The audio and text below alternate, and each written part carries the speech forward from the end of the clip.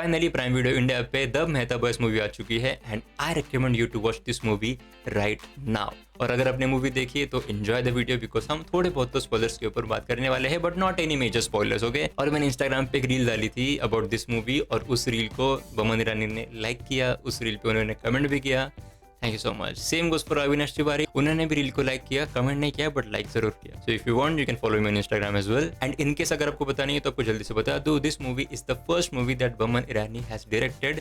This is his directorial debut जिसमें हमें अविनाश तिवारी देखने को मिलता है और श्रेया चौधरी का कैरेक्टर भी देखने को मिलता है। अब यहाँ पे बमन ईरानी बस एक डायरेक्टर नहीं है but he is also one of the main leads of the movie and he has also co written the movie. So you can say कि this is kind of a passion project for Boman Irani. और जब भी कोई ऐसे passion projects वाले project सामने आते हैं मैं काफ़ी एक्साइट हो जाता हूँ क्योंकि मुझे पता है कि पूरा दिल लगा के इस आदमी ने इस मूवी के ऊपर काम करा होगा and you can see that in the Mehta boys. इस मूवी के बारे में मैं एक और चीज़ देखने के लिए काफ़ी एक्साइटेड था और वो था कि जो छोटे छोटे से मोमेंट्स होते हैं जो हमें इस तरह की स्लाइस ऑफ लाइफ वाले टाइप वाले जो मूवीज़ होते हैं तो उसमें देखने को मिलता है। जैसे कि एक कोई कन्वर्सेशन हो गया कैरेक्टर्स के बीच में जहाँ पे वो कोई एक छोटी सी डिटेल बताते हैं उनके हिस्ट्री के बारे में या फिर जो रिस्पेक्टेड पर्सन के बारे में वो बात कर रहे हैं। फॉर एग्जांपल बमन ईरानी उनके बेटे के बारे में बात कर रहे थे, उनके चाइल्डहुड के बारे में बात कर रहे थे, एक इंसिडेंट नरेट कर रहे थे। तो वैसे छोटे छोटे इंसिडेंट्स, छोटे छोटे से मेमोरीज और कुछ कुछ अलग अलग डिटेल्स अबाउट देयर बिहेवियर्स, ये वो चीज़ें। तो वो छोटे छोटे से डिटेल्स देखने के लिए मैं एक्साइटेड था क्योंकि आई नो कि इस तरीके की मूवीज़ में ऐसे डिटेल्स बहुत काम आते हैं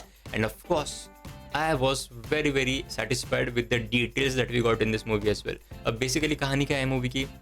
बमन ईरानी का कैरेक्टर है, अविनाश तिवारी का कैरेक्टर है, दोनों की एक दूसरे के साथ बनती नहीं है या ऐसा कह लो कि दोनों एक दूसरे के विसिनिटी में रहते ही नहीं है।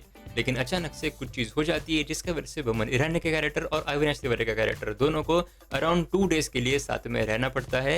एंड इस साथ में रहने के पीरियड में क्या वो अपने अपने एक दूसरे के साथ डिफरेंसेस को ओवरकम कर पाते हैं, नहीं कर पाते हैं, इसके ऊपर पूरी मूवी है। अब इस मूवी में एक और चीज़ उन्होंने करी थी कि ऐसा नहीं है कि अविनाश तिवारी और बमन ईरानी के कैरेक्टर एक दूसरे को हेट करते हैं, नहीं, ऐसा तो बिल्कुल भी नहीं है। इनफैक्ट कुछ सीन्स में हम देखते भी है कि बमन ईरानी का कैरेक्टर ट्राई कर रहा है to be good with Avinash Tiwari का कैरेक्टर। एक पर्टिकुलर मोमेंट के बाद एक एग्जैक्ट मोमेंट आता है जहाँ पे बमन ईरानी एक तस्वीर को देखते हैं and after seeing that picture he realizes that how distant he is from his son's family, from his son's world. और फिर उसके बाद कुछ कुछ चीज़ें हम देखते हैं कि बमन ईरानी डिलिबरेटली करते probably get close to his son and sometimes it happens in a good way, sometimes it backfires, but this is the thing that Boman Irani का कैरेक्टर बार बार करता है। उसके साथ अविनाश तिवारी का कैरेक्टर भी ट्राई करता है, ऑफ कोर्स वो ट्राई करेगा ही to get close to his father. उसके साथ जो जिस तरीके से अविनाश तिवारी का कैरेक्टर रह रहा है मुंबई में वो भी दिखाया है और वो बिल्कुल भी ग्लैमराइज नहीं किया है। यानी कि एक ऐसे बिल्डिंग में वो रहता है जो उसका घर उसका एकदम टॉप फ्लोर पे होता है